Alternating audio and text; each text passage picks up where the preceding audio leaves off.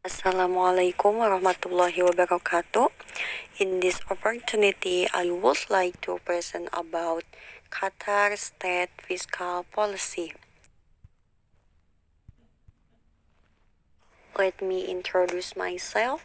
My name's Dwi Eka Fajaria from Class B, majoring in Public Administration. Well, let's start this presentation. Overview of the state of Qatar. Qatar is an emirate in the Middle East located on a small peninsula on the Arabian Peninsula in West Asia. Their only land boundary is Saudi Arabia to the south and the remainder is bordered by the Persian Gulf. This gulf is also what separates Qatar from the state of Bahrain. The capital city of Qatar is Doha. The majority of Qatar population is Muslim, which is 77%. Qatar government system is in the form of an absolute monarchy, which is a country headed by a king called the emir, while the head of government is a prime minister who is appointed by the emir. According to the official website of the U.S. Qatar Business Council, Qatar's economy is based on the production and export of natural gas and petroleum. The country of Qatar is a member of the OPEC organization, where Qatar is the sixth-ranked country with the largest total OPEC revenue compared to 8 other countries. Blockade of Qatar by 4 Arab countries. Blockade, according to the Big Indonesian Dictionary, is the site or closure of an area or country so that people, goods, ships, and so on cannot go in and out freely. Between 5 and 6 June 2017, Saudi Arabia, the United Arab Emirates, Yemen, Egypt, the Maldives, and Bahrain separately announced that they had severed diplomatic ties with Qatar. The trigger factor, among other things, first, the issue of terrorism. Second, relation with Iran. Qatar maintains relatively good relation with Iran. Third, Riyadh 2017 summit. Fourth, hacking of Qatar news agency website and state media platforms. The blockade carried out by the Gulf countries, spearheaded by Saudi Arabia, prompted Qatar to seek solution in overcoming the crisis by making new policies. Policy of the State of Qatar. The first policy, in terms of food security, has become a concern for Qatar, which relies on import. Since the dispute with the Gulf state began and the state of Qatar lost some of its main food import.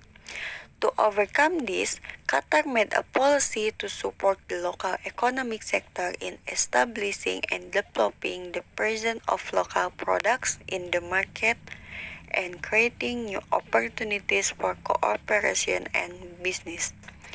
The second policy is Qatar abolishing visa requirements for 80 countries.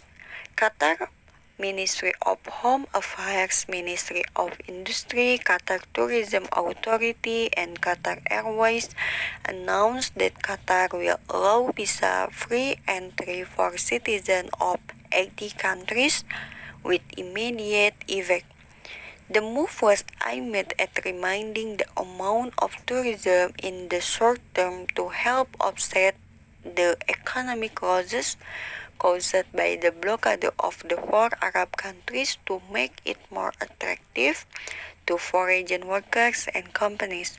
Foreign nationals who wish to visit Qatar no longer need to apply for or pay for a visa.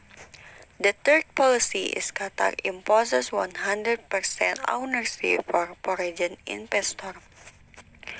The state of Qatar allows foreign investors lease land to prepare factories, these foreign investors are also allowed to import anything for the purposes of operating and expanding their business in Qatar. Foreign investors will also be exempted from import duties on machinery and equipment they need in project development. The fourth policy is Qatar launches a national development strategy. The blockade imposed on Qatar has proven the wise forward vision of the wise leadership of the country, which has launched the Qatar National Vision 2030 aimed at turning Qatar into a developed country by 2030, capable of defending its own country and providing a high standard of living for all its people for generations to come will come.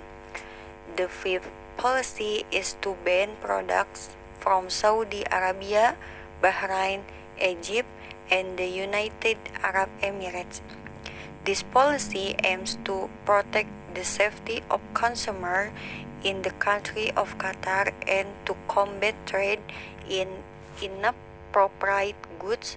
The import ban shows that Qatar is now feeling quite confident. Conclusion: Qatar economic strength is supported by oil and natural gas resources. This makes Qatar a small country but the richest country. It's a high economic income which has a very high human development index and is the best among other Arab countries. The diplomatic severance imposed in Qatar did not make Qatar fall into a slump, but on the contrary, it had a positive impact for the state of Qatar to carry out policy reforms in its country with several indicators of success. Maybe that's the explanation about the fiscal policy of the country of Qatar. Thank you for your attention. Wassalamualaikum warahmatullahi wabarakatuh.